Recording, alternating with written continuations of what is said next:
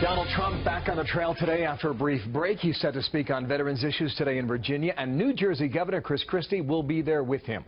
The joint appearance sparking new talks about potential running mates, and that's where Carl Cameron comes in. Virginia Beach, Virginia. And Carl, good morning to you. First public appearance for Trump since the shootings in Louisiana, Minnesota, and Dallas. Does he also talk about that, or just issues with the VA, which is what we were told about today, Carl? That's right, Bill. He's been promoting this speech to talk about the VA. It's been canceled, actually, a number of times. The appearance with Chris Christie likewise canceled because of all the violence across the country. But today he will talk about the VA, but he will also talk specifically about law enforcement and the rule of law and law and order.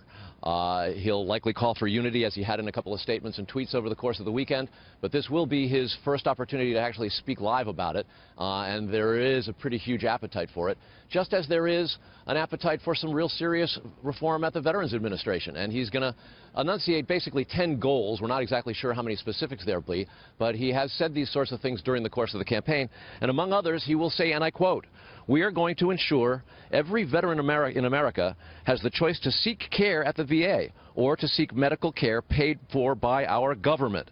And he's going to promise that if Congress balks, he will use executive action if necessary, saying, quote, "I'm going to use every lawful authority to remove and discipline federal employees or managers who fail our veterans or breach the public trust."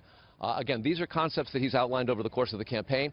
10 promises or 10 priorities to reform the VA will be part of this, but we will now see Donald Trump, and we're not clear whether it'll be a teleprompter or an off-the-cuff speech, but he will be talking about law and order and the need for much more of it. Bill? Chris Christie is there, as I mentioned. Is he still on that short list for VP, Carl?